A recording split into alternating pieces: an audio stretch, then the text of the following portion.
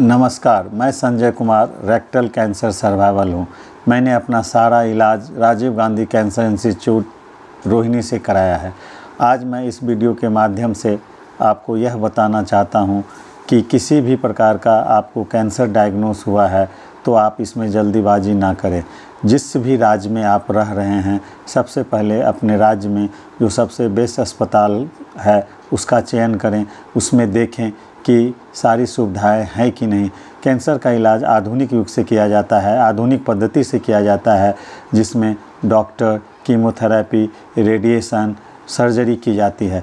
यदि इस प्रकार के डॉक्टर उस अस्पताल में उपलब्ध हैं तो उस अस्पताल का चयन करें। मैंने राजीव गांधी कैंसर इंस्टीट्यूट का चयन इन सब चीज़ों को देखते हुए किया था, क्योंकि यह अस्पताल काफ़ी पुराना है और एशिया का सबसे बड़ा अस्पताल है। यह अपनी सेवा 1996 से दे रहा है। यह अस्पताल एक ट्रस्ट के द्वारा चलाया जाता है, जो कि नॉन प्रॉफिट ऑर्गेनाइजेशन है। यहाँ पर जो सुविधाएं हैं वो आधुनिक सुविधाएं हैं। यहाँ सभी प्रकार की जांचें की जाती है। इस अस्पताल में यदि आप इलाज कराते हैं तो किसी भी दूसरे अस्पताल में जाने की कोई भी आवश्यकता नहीं होती है। परंतु यदि आप चाहते हैं कि हम किसी बाहर के अस्पताल से जांच कराते हैं तो उसमें यहाँ पर किसी प्रकार का रोक भी नहीं होता है। आप कहीं से भी जांच करा सकते हैं, जैसे ब्लड की जांचें, पेट स्कैन, सीटी स्कैन आप दूसरे अस्पताल में भी कराकर अपना रिपोर्ट यहाँ ला सकते हैं। मैंने अपना सारा इलाज यहीं से कराया है।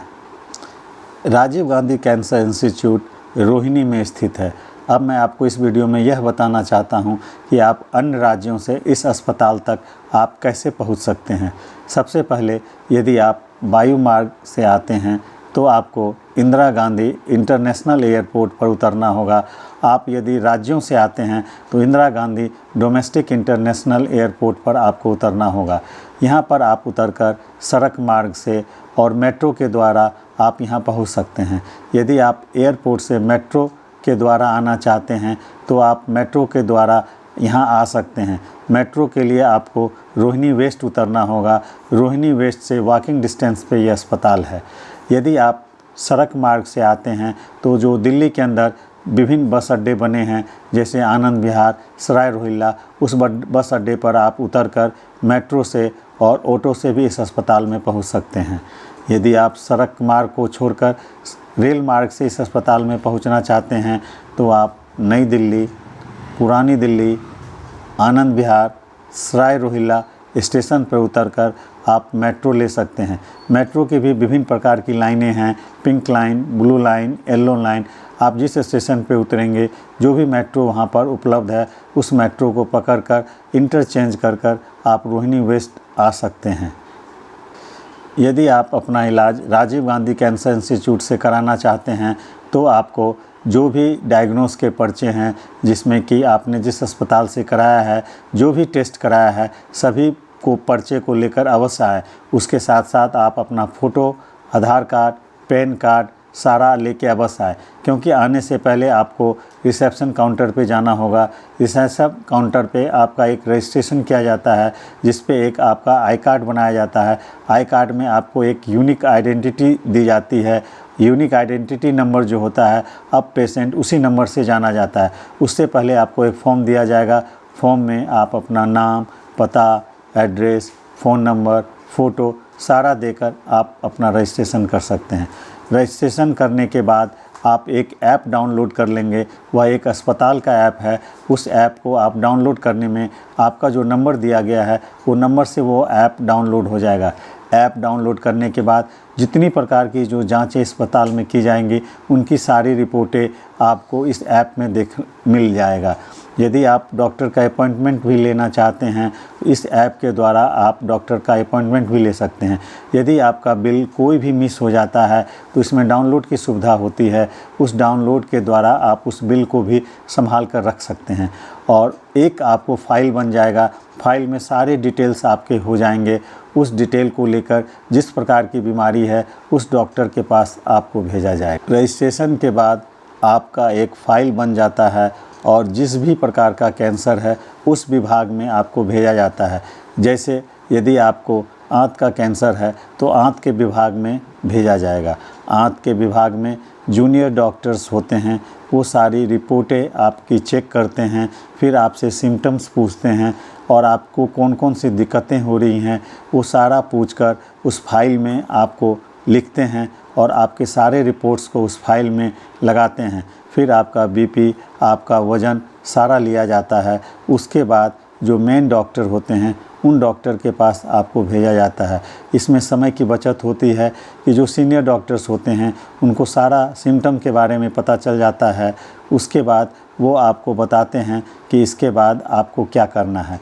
इस अस्पताल में एक डॉक्टर की टीम है जिसमें सर्जन, कीमोथेरेपी, रेडिएशन सब अलग अलग ही होते हैं और पास में ही बैठते हैं। किसी प्रकार की कोई भी दिक्कत होती है तो आपस में सब एक साथ मिलकर ये देखते हैं कि इसमें कितना कीमोथेरेपी, कितना रेडिएशन, कितना क्या करना है और सारी टीमें एक साथ काम करती है। यह सुविधा इसी अस्पताल में है। यदि किसी अन्य अस्पताल में ना है तो उस तरह के अस्पतालों का चयन ना करें।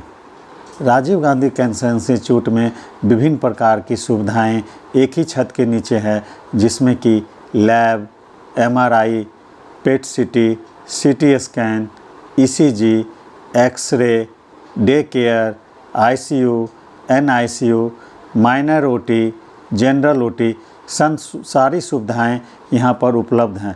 यह सुविधाएं 24/7 डेज़ उपलब्ध है। इस अस्पताल में यदि आप भर्ती होते हैं तो काफ़ी अच्छी सुविधाएं यहाँ पर उपलब्ध है। सबसे पहले जब आप भर्ती होते हैं तो आपकी सारी हिस्ट्री, आपका हाइट, वेट, चेस्ट एक्सपेंशन सारा नापा जाता है। फिर आपको यहाँ पर भर्ती किया जाता है। भर्ती होने के लिए यहाँ अलग अलग प्रकार के वार्ड हैं, जिसमें semi private ward, general ward, single room ward, double room ward, triple room ward, इनके अलग अलग चार्जेज़ हैं। आप अपने सुविधा के अनुसार जनरल वार्ड या जिस भी वार्ड में भर्ती होना चाहते हैं आप हो सकते हैं। इलाज सभी में एक ही डॉक्टर करते हैं और सुविधाएं जो हैं वह एक ही होता है, सिर्फ बेड का अंतर होता है। मैंने अपना इलाज जनरल वार्ड में कराया था। जनरल वार्ड में सुबह शाम डॉक्टर की विजिट होती है। नर्सेज जो हैं वह 24 आवर उपलब्ध रहते हैं, जो कि आपको एक कॉल बेल दबाने पर आपके पास आ जाते हैं। मेल और फीमेल वार्ड बॉय की यहाँ सुविधा है। यदि पेशेंट मेल है तो जो भी कार्य आपको करना है वह मेल वार्ड बॉय के द्वारा किया जाएगा। यदि पेशेंट फीमेल है तो जो भी उनके साथ जो भी कार्य उनके हैं उनको फीमेल वार्ड बॉय के द्वारा किया जाएगा। उसके बाद डेली फिजियोथेरेपी कराया जाता है। फिजियोथेरेपिस्ट जो होती हैं वो डेली आती हैं और वो सभी पेशेंट का एक एक करके फिजियोथेरेपी करते हैं। उसके बाद जो भोजन दिया जाता है उसमें भी काफ़ी गुणवत्ता होती है। डाइटिशियन डेली आकर विजिट करते हैं और पेशेंट टू पेशेंट यह पूछते हैं कि आपका डाइट जो मिला क्या आप उससे संतुष्ट हैं, आपको खाना कैसा लगा या क्या खाना चाहते हैं। आप अपने हिसाब से भी खाना खा सकते हैं, लेकिन यहाँ पर क्या होता है, जो डॉक्टर एडवाइस किया है उसी के अनुसार भोजन मिलेगा।